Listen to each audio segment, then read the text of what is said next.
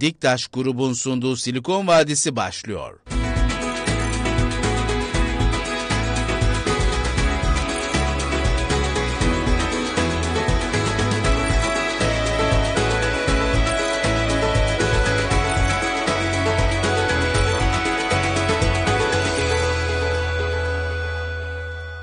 Silikon Vadisi'nden herkese merhabalar. Ben sunucunuz Dinçer Karaca. Yine her hafta olduğu gibi bu programda sizler için çok güzel konular hazırladık.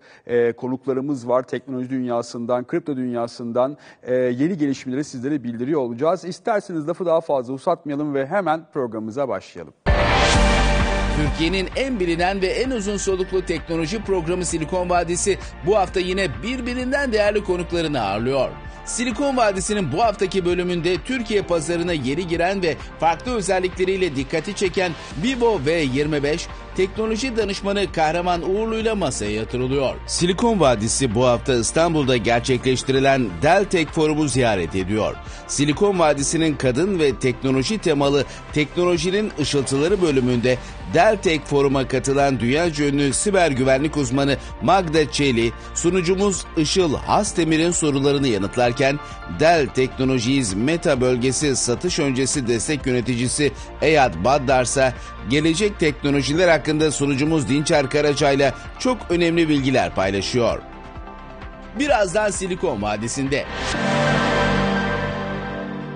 Silikon Vadisi'nde bu hafta konumuz telefonlarla ilgili. Yeni bir telefon girdi Türkiye piyasasına ve yanında Kahraman Uğurlu var. Teknoloji yorumcusu, danışmanı bizlerle beraber. Hoş geldin Kahraman. Hoş bulduk Dinçer. Ne güzel seni burada görmek. Çok Telefonlar deyince aklıma hemen Kahraman gelir zaten benim. Bu hafta yeni bir ürün geldi Türkiye piyasasına. Ve çok enteresan özellikleri var. O yüzden de bugün konumuzda uzun zamandır Silikon Vadisi'nde böyle telefonlardan falan bahsetmiyorduk. Öncelikle şöyle söyleyeyim, şuradan girelim konuya. Telefonlarda katmanlar var. Bir düşük seviye mi diyorlar? Giriş seviyesi diyorlar, orta seviye diyorlar ve üst seviye diyorlar.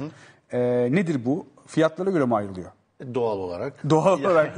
Yani alım gücüne göre. Tabii ki özellikleriyle beraber bir fiyatlandırması oluyor. Bu da giriş seviye, orta seviye ve amiral gemisi dediğimiz hani artık günümüzde maalesef fiyat olarak erişmekte zorlandığımız amiral gemileri var. Biraz da amiral gemisi olmasın da biz biraz daha orta seviye dediğimiz zaman da işte o fiyatlandırmayla gerek işlemci gücü, kamera, biraz da ekran kalitesiyle bu fiyatlandırmalar oluyor. Senden alalım özelliklerini, sonra ben sorularımı soracağım. Valla özellikle en önemli yani gündem olmasının en önemli sebeplerinden biri FIFA Dünya Kupası'nın akıllı telefon kategorisindeki tek sponsoru. Öyle bir güzelliği var. Onun haricinde biraz arka yüzeyinin özellikle florit camdan yapılmasıyla böyle bir renk değiştirmesi gibi bir şeyler var. Şimdi bu böyle hani çok şey gelebilir. Yani renk değiştiriyor da ne oluyor falan gibi ama öyle değil. Birazdan göstereceğiz. Evet, göstereceğiz. Hakikaten böyle insanların... Hatta Bloomberg'le göstereceğiz.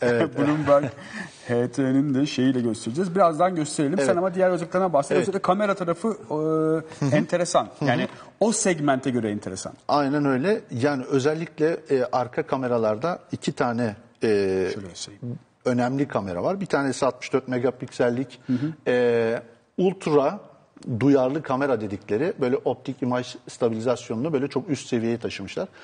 Hakikaten böyle birazcık tabii ki bu dijital optik imaj kesmeyle, kırpmayla beraber böyle biraz hafif piksellerde kırpma oluyor ama özellikle böyle çok hassas görüntü isteyenler için müthiş bir çözüm olmuş. Bayağı da iyi çalışıyor. Testlerde onu gördük. Tabii bunun yanında bir 8 megapiksellik ultra geniş kamerası var. Onun yanında da 2 megapiksellik bir makro, şu küçük ufak yerde orada makro kamerası var. Asıl ön kamerada bayağı başarılı. Ön kamerada 50 megapiksellik bir ön kamera koymuşlar. Ben bir de şeye çok dikkat ediyorum. Hani kameralar evet çok önemli ama hani özellikle Dinçer'e sorduğunda senin için ne önemliğinde ben şuna dikkat ediyorum. Sabahleyin hani şarj ettim. beni akşama kadar götürüyorum arkadaş. Evet. Yoksa ben bütün gün yanımda o amiral gemilerinde bile onu yaşıyorum ya. Esas bence kötü olan o. O yanımda şarj cihazı taşımak beni gerçekten sinirlendiriyor. Şimdi bu telefonun aslında böyle ufak tefek ince dokunuşları var. Bir tanesi çok güzel bir adaptör koymuşlar. Ya evet, biliyor musun? İçinde adaptör çıkarmaya gerek yok. İçinde adaptör çıkıyor. Son zamanlarda adaptör yok ya. Evet, Bayağı öyle. bildiğin. Yani böyle bir 44 wattlık güzel bir adaptörü var. Önemli, hızlı ve şarj. yarım saatte %60'ın üzerinde bir hızlı şarj yapabiliyor. 4500 miliamper'de bir pili var. 4500 miliamper günlük kullanımda, normal kullanımda akşamı rahatlıkla, belki ertesi günü sabaha kadar bile kalabilecek süreyi. Yoğun kullanımda. Tabii yoğun Yoksa kullanımda. normalde daha da fazla sürer de hani bizim gibi yoğun kullananlar için. Yani bu tabii ki sosyal platformlara birazcık hani orayı da çekim burayı da çekim dediğiniz zaman azalabiliyor. Tabii doğal olarak. Ama günde 3 defa 4 defa telefonunu şarj eden insanlar var şu anda yani. Var. Hani ve çok da hani şimdi isim vermeyelim ama hani bilindik telefonların bilindik modellerinde şarj problemi çokça yaşanıyor ama benim daha çok dikkat ettiğim şey o bahsettiğin hani içinden şarj şu kadarcık bir şey çıkması. Hatta içinden hızlı şarj için özel kablo da çıkıyor. Burada mesela insanların atladığı bir konu var. Bravo. Hızlı şarj adaptörünüz olabilir ama kablonuz onu desteklemiyorsa hızlı şarj olmayabiliyor. Olmuyor. Onun için o da çok önemli noktalardan. Çok önemli bir noktadan bahsetti bu arada. Hızlı şarj için sadece adaptör yeterli değil. Kabloya dikkat etmek gerekiyor. Öyle. Çok önemli bir nokta. Aynen öyle. Bir de içinden galiba kablolu yine kulaklık çıkıyor. Çıkıyor. O da önemli. Bunlar böyle çok dikkati çeken şeyler. Bir de benim bunun tanıtımında şeyi dikkat etmiştim. Özellikle belirli dijital platformlarla ilgili özel yazılımlar da eklemişler ki bu da işte bazı dijital platformların daha net seyredilmesini sağlayan gene uygulama ile ilgili şeyler. Bu da hani dikkat çeken özelliklerden Yani bazı biri. platformlarda bilirsiniz işte şununla çektiğin zaman daha net görünüyor, bununla çektiğin zaman o kadar görünmüyor gibi olayları aşmak için ekstra bir güncelleme yapmışlar. İstersen ben seni kesmeyeyim. Yavaş yavaş sonlara doğru gidiyoruz. O yüzden hani başka... Valla ben ekranını çok sevdim. Ekranını şöyle, neden sevdim? Bir kere 60 Hz ve 90 Hz olarak ekran yenileme hızlarını ayarlayabiliyorsunuz. Veya otomatik olarak da ayarlayıp telefona bırakabiliyorsunuz. Ama asıl güzel olan ekran parlaklığının yüksek ışıklarda 1300 nite kadar çıkabilmesi. Bu çünkü özellikle akıllı saatlerde 1000 nit gibi rakamlar konuşulur ki akıllı saatlerde bu zaten olması gereken bir şeydi. Telefonlarda çok görülen rakamlar değil. Genelde 600'ler veya 800'ler seviyesinde kalır. Bu telefonun ekranı 1300 nitlere kadar çıkabiliyor. Bu çok iyi bir rakam yani. Çok iyi bir rakam. Şimdi istersen şu arka tarafından bahsetmiştik. Renk değiştiriyor diye. Elimizde bir tane de fener var bunu test etmek için. Şöyle bir deneme yapalım. Florit cam güneş ışığını yoğun aldığı zaman veya ışık hüzmesini yoğun aldığı zaman renk değiştiriyor. Şimdi diyeceksiniz ki hani bu böyle ekranı ben yapıyorum. Tabii arka yüzeyi farklı tuttuğunuzda renk değiştirmesi gibi değil. Şimdi bak şöyle tutuyorum üstüne. Şöyle tutuyorum. Şöyle üstüne bayağı bol bol ışık yedirelim. Şimdi ne demek istediğimi anlayacaksınız. Şimdi bunu kaldırıyorum. Hop kaldırdığımda. Evet çok enteresan bir özellik. Bunun gibi böyle bir sürü de hani şeyler var aslında arkaya koyabileceğin böyle hani işte Dünya Kupası'nın kalıpları falan da var. Enteresan, güzel bir düşünce, enteresan bir düşünce. Hani farklılık bu farklılık. Bu böyle hani güneşe koyduğunuz zaman da aslında renk değiştiriyor. Güneşte de çok güneş altında güneşi aldığı bölge böyle bir koyulaşmaya başlıyor. Çok teşekkür ederim. Kahraman katıldığın için. Ben teşekkür ederim. Evet arkadaşlar bu haftalık ilk bölüm bu kadar ama tabii ki teknolojinin ışıltılarında bu hafta Işıl Dell Forum'da bizleri bekliyor. Yanında çok önemli konukları var. Evet Işıl söz sende. Güvenlik ne kadar büyük bir sorun? Bilgisayar korsanları neleri hedef alıyor? Bilgisayar korsanlarından korunmanın yolları neler? Dell Tech Forum'a katılan dünyaca ünlü siber güvenlik uzmanı Magda Çeli, teknolojinin ışıltıları bölümünün sunucusu Işıl Hasdemir'in sorularını yanıtlıyor. Gelecekte ne tür teknolojiler bizi bekliyor? Son kullanıcı tarafında en büyük değişim hangi ürünlerde olacak? Pandemi süreci teknoloji ürünlerinin tasarımını etkiledi mi? Silikon Vadisi'nin deneyimli sunucusu Dinçer Karaca soruyor. Dell Technologies Meta bölgesi satış öncesi destek yöneticisi Eyad Baddar cevaplıyor. Az sonra. Teşekkürler Dinçer. Bugün Cyber Security uzmanı Magda ile birlikteyiz. Hi Magda. Hello, sure. Welcome to Istanbul Dell Technologies Forum. Thank you very much for having me. It's an absolute pleasure to be here today. Great. Is this your first time in Istanbul? No, this is my third or fourth time. I love Istanbul. It's an absolutely beautiful, beautiful city. So do you think there is a big risk when you're just working or having a public cloud? So what the risks you see in working in a public cloud environment for means of cybersecurity, of course? Well, it all depends if the company understands what does it mean to adopt cloud technology or going through a digital transformation. When you purchase a cloud service from a cloud service providers, they always share with you a cloud shared responsibility model. And depending on the type of cloud that you adopt, you need to ensure that you as a company and your team actually implement the right security control from your side. So again, it's not only one side that you buy an all-in-one solution. It's about understanding who has to do what and how the data security is protected and how you can manage that. Commonly, it is actually something that is not yet well implemented across the world. If I compare on different countries where I traveled recently, especially nowadays, I've been like from Singapore to Saudi Arabia to Turkey, I'm going to Tunisia and Switzerland, so it's still, I'm going to discover. Wide range, right? But this is a problem that is still around the world. I think the perception or understanding that the cloud service providers will take care of the security of the cloud leads to companies thinking that they don't have anything anymore to do to protect, again, their data, which is not correct. It's a shared responsibility model. Do you think, is it possible to have 100% protection against cyber attacks? Well, very good question. Well, 100% security does not exist, full stop. And this comes down to everything in life. We cannot have 100% assurance or a 0% risk in whatever we do in life. And therefore, the same applies for cybersecurity. So in cybersecurity, we should have two goals. The first, and I mentioned this in my presentation, making sure that we make it extremely hard for the cyber attackers to get in. And the second, when they get in, because they will eventually, we make sure that we're able to detect, contain, and recover. And this again is all about the fact that whatever we do, we are only trying to limit the impact and consequences on a cyber attack and not going with the mindset that we will achieve 100% security. That's absolutely not possible. Yeah, absolutely, you're right. And nobody's immune when it comes to cyber attacks, right? What I heard in the beginning of this year, I think Red Cross in Europe has been hacked or is a kind of a victim of ransomware just to steal the identity of the, the immigrants kind of a thing. So it is very obvious that no one is immune. But what should we do just to stay as much as possible secure? Similar, very interesting and important question.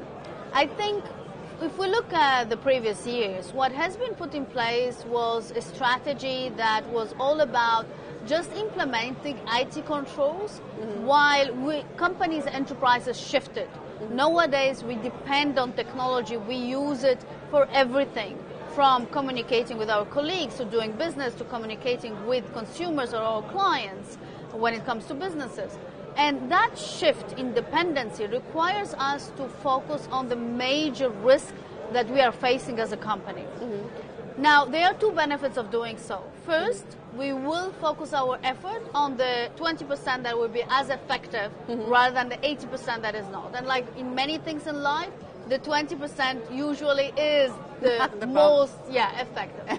The second benefit, we will focus as well our investment and resources where it matters for the business. If we don't align our strategy or our cybersecurity strategy with the business priorities and the risk that they are able to accept or deny, we're actually shifting away from priorities, and we are not enablers as cybersecurity professionals to the business, but we are just a kind of police. So it's very important that we understand that. Now, cyber risk management in general is also challenging for security professionals. It might feel perhaps a little bit more technical sometimes when described, but it should be based on scenarios, on stories that again define risk, harm to the business, rather than technical threats that might occur leading to that business harm or operational disruptions or data breaches. Yeah. When we have that visibility of cyber risk, then we're able to choose the most critical scenarios and build our strategy by managing the risk accordingly. And managing risk would include treatment with security controls, eventually transfer with cyber insurance, but as well we can look at acceptance, or just we say we don't want that risk and we don't accept it, we are not doing that activity. Yeah. All right, that's a good summary. Just a final question for you. You know, it's being a woman in technology, it's hard. But being a woman in the cyber security is even, I think, it's harder. So is there any comments or any advice to the girls or women out there just to encourage them to step into cybersecurity world? Absolutely. Wonderful question, and thank you so much for raising it. I do think that technology, first of all, can be very fascinating. Yeah. So let's go away from the misconception. This is the first point. The second point, whenever we are talking about cybersecurity, is a field that is very vague and very rich in terms of domains. There is not only one domain, like, for example, security operations. There are multitudes of domains. Very broader. So, yes, very broad. And everyone can find what makes them really thrive or what makes them really passionate about and start a career in those domains. Now, it might look or sound very easy, but I think the first very important step is to understand that. Cybersecurity evolved, and nowadays it's not anymore about just an IT tool or a firewall, it's much more than that.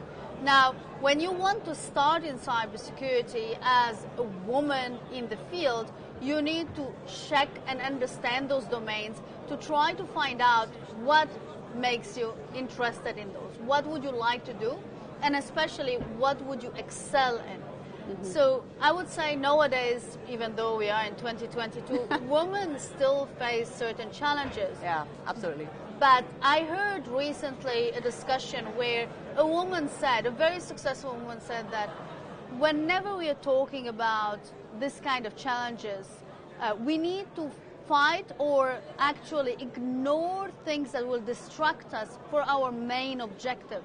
And our main objective as female professionals in this industry is to do a great job and to be the best at what we started and achieve great results. So if we continue into working very hard, into achieving our goals, and we don't get ourselves distracted from those challenges, but we just keep doing it and keep going forward, we will achieve success. And I do believe we will achieve diversity as well. Absolutely. So we have to keep our eye on the target every time, right? Yes. Thank you so much, Magda. It was lovely to have you here in Istanbul.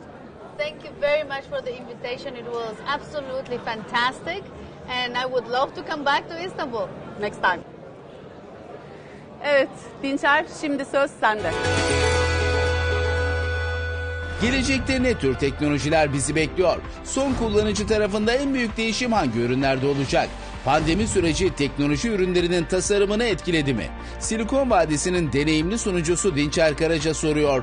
Dell Technologies Meta bölgesi satış öncesi destek yöneticisi Eyad Baddar cevaplıyor. Az sonra. Evet arkadaşlar, Silikon Vadisi'mizde devam ediyor ve şimdi Dell Teknoloji Forumu'nda röportajlarımız daha yeni bir konuğumuz var. Meta bölgesi, Dell'in Meta bölgesi satış öncesi destek yöneticisi Eyad Badar bizlerle beraber. Welcome on shore, Eyad. How are you? Thanks for having me. It's a very good day for us. Oh, for great. you, Thanks especially. so much. Thank you. Maybe we can talk about the new technologies and in the sector maybe today. So, what's the new technologies on this sector and on the situation? So, great question. Thank you very much for having me. Thank you for welcoming us to Istanbul. The way we're looking at things at Dell Technologies is we're trying to focus on 6 major emerging technologies that we see will transform our customers. And from the 6, we're focused on multi-cloud, big data, AI machine learning, cybersecurity, edge, and 5G. And the idea of what we're trying to do in our research and development is help our customers adopt these technologies faster to accelerate that digital transformation. So for example, in the multi-cloud world, we're trying to get our customers to understand that the right strategy for the cloud is not cloud first, but cloud smart, giving you the ability through Project Alpine to deploy the same storage services, detection services, scale-out services on-prem or in the public cloud, and make it a seamless engagement between the two. It's very important for the saving cost, I mean. Definitely. So what we also try to do is make it more and more efficient. Because as we know, budgets are always difficult to come by, and we're asked to do more and more with less. What we've spent a lot of effort and R&D on is adding a lot of AI and machine learning to our technology so that there's a less operating cost for our customers to run that technology. Everybody talking about the AI technology, but nobody knows exactly what is the AI. That's so a great how can we use the AI technology in this? So that's a great question, right? Yeah, so products. one of the easiest or most popular uses of AI is in something called computer vision, where I'm taking a video feed, for example, and teaching the algorithm how to react to that. So for example, a big solution we've done is with train stations. Normally a train, every time it stops at a certain stop, we'll spend 15 minutes inspecting the train from outside for any damage, any issues. What we did with our customers is 1.5 miles before it reaches the station, cameras with an AI software, with high-speed cameras, see the train pass through, run the AI analysis on it, so by the time it reaches the train, we can determine if there's something that needs to be fixed. So the amount of time the train is stopped went from 15 minutes, 20 minutes, down to less than 1 minute, board the passengers, take off again. Yeah, it's very important. So I'm looking to the old products in here. Definitely. So it's very specific change is very important for the old products. So the pandemic situation changed every products, I guess, in the technology side. Definitely. So What's new? So what's changed the most? So because of the pandemic, we were forced to all work remotely, and that was a huge eye-opener for everybody to see that technology that we used to run inside the office needs to also run outside the office seamlessly. What that created as a side effect is we need to also secure all of this. So how do I create a secure experience from the edge to the core, to the public cloud, and everything in between, so that my workforce don't see there's a difference? Because I want to be able to work when I'm in Istanbul, I'm in Ankara, I'm in vacation. I want to access all the same tools from my tablet, my phone, my laptop. And what we've done in Dell Technologies is build these solutions to give our customers the experience of being able to leverage any device to access the information in a secure way with a touch of a button. Yeah. So my last question about the 5G. Sure. 5G is coming. Definitely. So, but what can I say of 5G? So the products will change? So what you will see with 5G is our ability to deliver more and more content, more and more information, more and more services over the 5G network than we were ever able to do with 4G. It's a 10x, 100x performance improvement, bandwidth improvement, experience improvement for our customers. What does that mean for the end user?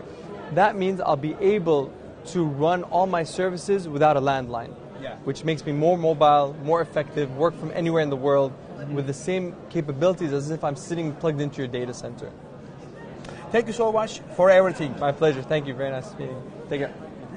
Evet arkadaşlar, bu haftalık bizden bu kadar. Haftaya görüşünceye dek herkes aşağıda görmüş olduğu sosyal medya adreslerinden bize görüşlerini, önerilerini ya da sorularını gönderebilir.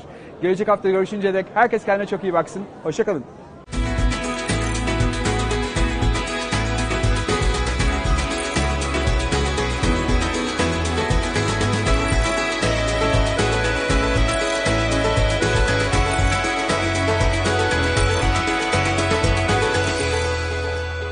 Diktaş Grup Silikon Vadisi'ni sundu.